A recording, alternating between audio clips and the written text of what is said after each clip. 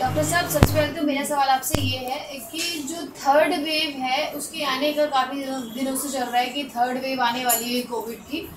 लोगों के मन में एक डर है, तो क्या कहना चाहते हैं? अब तक पूरी तरीके से थर्ड वेव आई नहीं, और आएगी तो अभी किस तरीके से आएगी, हमें कैसा उसका पता चलेगा? देखिए, आपने बहुत ही, सपना जी, बहुत अच्छा क्वेश्चन आपने किया है। और साधना चैनल के माध्यम से मैं देश और प्रदेश की जनता को ये बताना चाहूँगा कि थर्ड वेव, जो कि जिसके लिए हम काफ़ी दिनों से चर्चा में हैं और हमारे सभी सीनियर डॉक्टर्स ने या साइंटिस्टों ने, सभी लोगों ने इसको आगाह भी किया है। एंड जो मेरे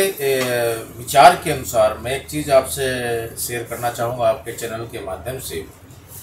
क्योंकि फर्स्ट वेव में भी हम लोगों ने काफ़ी कुछ असावधानियाँ बरती थी, जिसके कारण से काफ़ी कुछ इस तरह की चीज़ें हुई। और जो सेकंड वेव्स का भी कारण यही रहा कि हम लोगों ने बहुत सारी असावधानियाँ बरती है,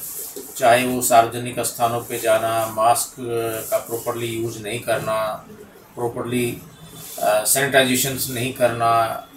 सोशल डिस्टेंसेस नहीं रखना। तो ये सब चीज़ें थी जो है, चाहे वो हमारा एयरपोर्ट है या रेलवे स्टेशन है या मार्केट है। आज जिस तरीके से सब लोग जैसे लॉकडाउन खुलने के बाद में और कंप्लीटली ओपन होने के बाद में जिस तरीके से लोग बिना प्रिकॉशन के बाहर घूम रहे हैं और जिस तरीके से मार्केट में जा रहे हैं, बिना काम के भी घर से निकल रहे हैं, कोई मास्क यूज नहीं कर रहा। मास्क लगाने में, जैसे कि गाड़ी में चलते वक्त सीट बेल्ट लगाने में आदमी अपनी तौहीन समझता है, उसी प्रकार से आज के सिनेरियो में भी, जहाँ सेकंड वेव्स में इतना जनमानस को इतनी हानि हुई, उसके बावजूद भी हम लोग नहीं सुधर रहे और मास्क नहीं लगाना, प्रॉपरली सैनिटाइजेशन नहीं करना, सोशल डिस्टेंस नहीं करना, इन सब कारणों की वजह से ही ये थर्ड वेव जो है वो एक महामारी के रूप में आने वाली है, कोरोना का। तो कोरोना जो है उसको रोकने में और उसको फैलाने में मैं समझता हूँ देशवासियों और प्रदेशवासियों का बहुत बड़ा योगदान है। डॉक्टर साहब, अभी जैसे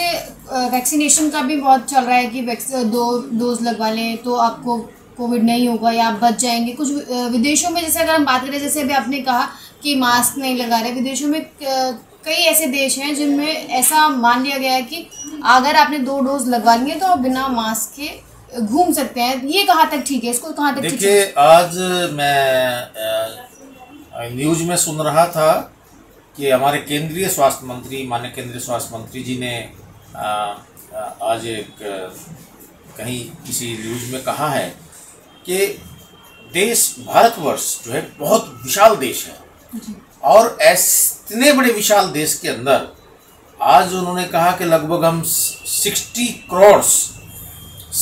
करोड़ लोगों को हम अब तक वैक्सीन लगा चुके हैं। तो ये एक बहुत बड़ी उपलब्धता है, जहां 130-135 करोड़ के देश के अंदर यदि हमने 60 करोड़ लोगों को अब तक वैक्सीन लगा चुके हैं तो एक बहुत बड़ी उपलब्धता है। और आने वाले फ्यूचर्स में, आने वाले भविष्य में यदि ये 90% या 100% भी नहीं यदि हो पाता, यदि 90% भी हम लोगों को वैक्सीनेट कर पाते हैं तो हमारी बहुत बड़ी उपलब्धता होगी। जैसे कि वैक्सीन के प्रोग्राम्स चल रहे हैं, ये सुचारू रूप से इसमें जन भागीदारिता होने के फलस्वरूप हम समझते हैं कि इसमें बहुत अच्छा रिजल्ट जो है इसमें मिलने की संभावना है और काफ़ी हद तक इसको कवर कर लिया जाएगा।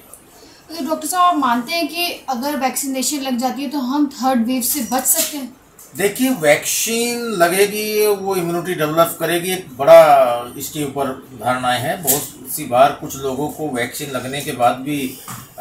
वायरल इन्फेक्शंस हुए हैं। मैं ये तो नहीं बिल्कुल साइंटिफिकली बोल सकता हूँ कि 100% उससे रुकावट हो जाएगी और 100% हम सिक्योर हो जाएंगे, बट 90%, 95% हम लोग जो है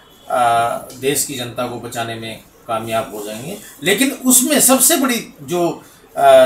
बाधाएं हैं वो वे लोग हैं जो सावधानी नहीं बरत रहे, जो प्रॉपरली मास्क नहीं लगा रहे, सैनिटाइजेशन नहीं कर रहे, सोशल डिस्टेंस नहीं रख रहे। ये 3-4 चीज़ें हैं जो इसको बचाव के लिए, साफ सफाई रखना, ताकि हम जो आजकल जो बरसात का मौसम है इसमें दूसरी और बीमारियां भी, वायरल इन्फेक्शंस और बैक्टीरियल इन्फेक्शंस भी आने की संभावना रहती है। तो यदि हम लोग इसको थोड़ा सावधानी बरत ले तो मैं समझता हूँ कोरोना सफाई रखना, ताकि हम जो आजकल जो बरसात का मौसम है इसमें दूसरी और बीमारियां भी, वायरल इन्फेक्शंस और बैक्टीरियल इन्फेक्शंस भी आने की संभावना रहती है। तो यदि हम लोग इसको थोड़ा सावधानी बरत ले तो मैं समझता हूँ कोरोना के साथ साथ और दूसरी जो सीजनल जो वायरल इन्फेक्शंस है, दूसरे बैक्टीरियल इन्फेक्शंस है, हम उनको रोकने में भी कामयाब हो सकते हैं। डॉक्टर साहब, अगर हम बात करें सिर्फ कोविड की, पहली लहर जब आई तो कोई भी इतना अवेयर नहीं था, पूरे हमारे देश में संपूर्ण लॉकडाउन लगा, उसके बाद उसका असर भी हुआ, काफ़ी कम लोग बीमार भी हुए। लेकिन जो दूसरी लेयर आई उसमें बहुत ज़्यादा लोग बीमार हुए, बहुत ज़्यादा लोग मरे, बहुत ज़्यादा जनसंख्या में लोगों में फैला है कोविड। तो अभी थर्ड वेव में क्या होने वाला है ये किसी को नहीं पता। लेकिन आप जैसे कह रहे हैं कि प्रिकॉशन लिया जाए, लेकिन एक और चुनौती भी है, जैसे कि पहला लॉकडाउन और दूसरा लॉकडाउन जिसमें अर्थव्यवस्था का कहीं ना कहीं बहुत ज़्यादा नुकसान हुआ है, तो इसमें भी लोगों के लिए चुनौती भी है। तो कैसे आप एक मैसेज देना चाहेंगे लोगों को कि वो ऐसा क्या करें कि वो अपने काम को भी कर सके और साथ ही साथ कोविड से भी बच सके? देखिए, बहुत अच्छा क्वेश्चन सपना जी आपने किया, और आपके चैनल के माध्यम से देश और प्रदेश की जनता से मैं इसको आग्रह भी करूँगा और निवेदन भी करूँगा। ये बात बिल्कुल सही है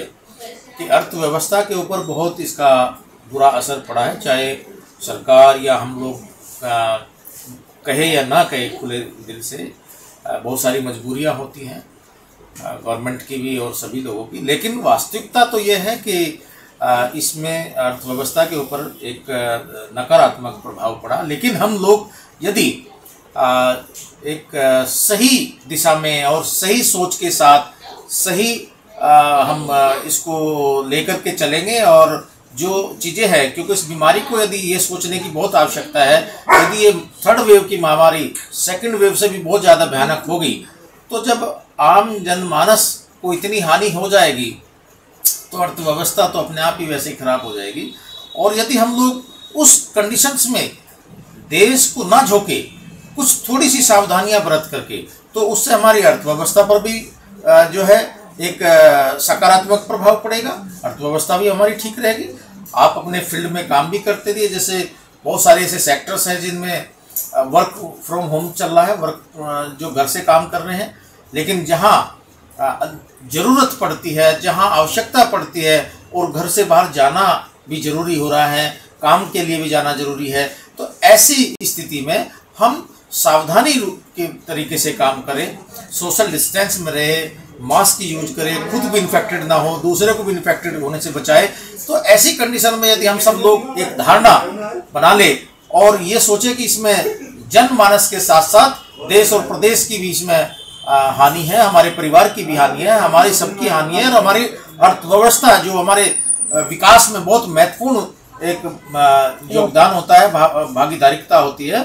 तो उसका भी बहुत बड़ा लॉस होता है। यदि हम इसे सब चीज़ों को अपने दिमाग में लेकर के चले और कुछ प्रिकॉशनली हम लोग जो है इसको करेंगे, तो मैं समझता हूँ कि हम अर्थव्यवस्था को भी सुधार लेंगे और बीमारी से भी छुटकारा पा जाएंगे। डॉक्टर साहब, एक सवाल और है, ये कहा जा रहा है कि तीसरी जो लहर है कोविड की उसमें बच्चों पर ज़्यादा असर रहेगा, इस पर क्या कहना है? देखिए, बच्चों के साथ साथ यदि आप इसमें देखेंगे तो बच्चे यदि कहीं अस्पताल में भर्ती भी होते, थोड़ा सा आप ये सोच के देखेंगे। और मैं आपके चैनल के माध्यम से ये भी बताना चाहूँगा सपना जी, क्योंकि जब बच्चे भर्ती होता है, कोई भी बच्चा, छोटा बच्चा 2 साल का, 1 साल का या 6 महीने का, तो उसके साथ में, बच्चे के साथ में उसके पेरेंट्स भी रहते हैं, क्योंकि वो अकेला अपनी सब चीज़ वो नहीं कर सकता। और हर इसके लिए एक तो हमारे डॉक्टर्स की भी आवश्यकता ज़्यादा पड़ेगी, चाइल्ड स्पेशलिस्ट की भी, इंफ्रास्ट्रक्चर्स की ज़्यादा आवश्यकता पड़ेगी, पैरामेडिकल स्टाफ जो हमारे नर्सेस है उसके लिए भी आवश्यकता ज़्यादा पड़ेगी, प्लस साथ में जो बच्चे के जो पेरेंट्स हैं, जैसे मदर है या फादर है या उसके जो घर के लोग हैं, वो भी साथ में इन्वॉल्व हो जाएंगे, तो एक पूरा परिवार उसमें इन्वॉल्व हो जाएगा। और इससे एक बहुत ही नकारात्मक जो है प्रभाव हमारी अर्थव्यवस्था के ऊपर भी पड़ेगा, और इससे बीमारी और फैलने की संभावना रहेगी, क्योंकि ये सेकंड वेव से भी ज़्यादा घातक इसलिए होगा क्योंकि इसमें पूरा परिवार, पूरी फैमिली इसमें चपेट में आ जाएगी, क्योंकि माँ के बच्चे के साथ मदर भी जाएगी, फादर भी जा रहा है, और भी परिवार के बड़े बुजुर्ग भी जा रहे हैं। तो ऐसी कंडीशंस में ये जो थर्ड वेव होगी वो बहुत ज़्यादा खतरनाक होगी। इसको कंट्रोल करना और इसको फैलने से रोकना